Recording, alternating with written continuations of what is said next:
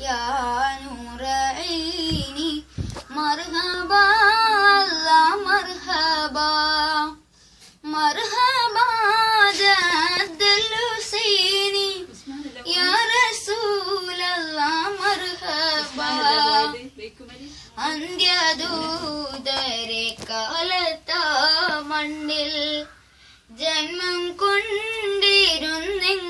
ഞാൻ